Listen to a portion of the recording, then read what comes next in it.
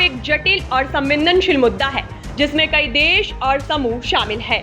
यदि यह संघर्ष कुछ हमलों से आगे बढ़ता है तो इसका प्रभाव वैश्विक स्तर पर महसूस किया जाएगा।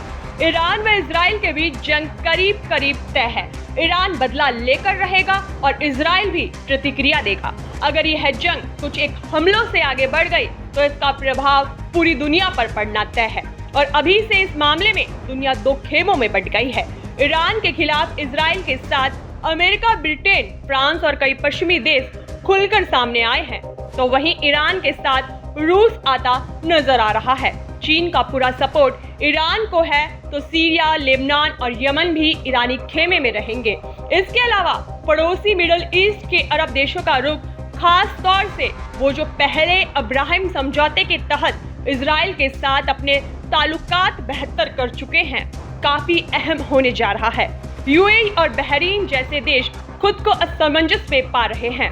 उन्हें अपनी मुस्लिम आबादी से फिलिस्तीनी मुद्दे के साथ एकजुटता से खड़े होने और इजराइल के साथ अपने रणनीतिक संबंधों को बैलेंस करने के लिए दबाव का सामना करना पड़ सकता है। मौजूदा कूटनीतिक समझौतों का अस्तित्व इस बात पर भी निर्भर करेगा कि सरकारें इजरायली आक्रामकता, हमास और दूसरे गुटों की ओर से होने वाली जवाबी कार्रवाई पर कैसे प्रतिक्रिया देती है। इसके अलावा तुर्की जैसे ताकतवर मुल्क फिलिस्तीन और हमास की शुरू से हिमायत करते रहे हैं। अपनी डिप्लोमेसी के जरिए एक मुस्लिम देशों का नया ग्रुप तैयार कर सकते हैं जो इजराइल और उसके पश्चिमी सहयोगियों को चुनौती दे सकता है। इजराइल के सबसे बड़े सहयोगी के रूप में अमेरिका को भी अपनी भूमिका के लिए बढ़ते दबाव का सामना करना पड़ सकता है।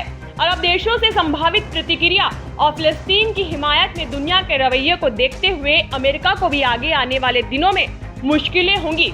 वहीं चीन और रूस पूरी कोशिश करेंगे कि इस तनाव का फायदा उठाकर मिडिल ईस्ट में खुद को मजबूत किया जाए।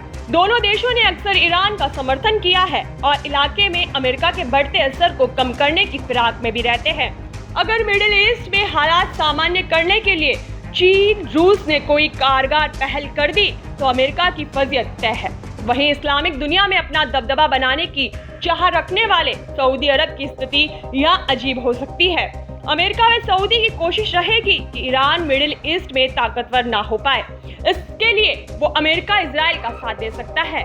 वैसे भी अक्टूबर 2023 में इजराइल पर हमास के हमलों के बाद से सऊदी इजराइल के बीच संबंधों को बेहतर बनाने की कोशिश में लगा था।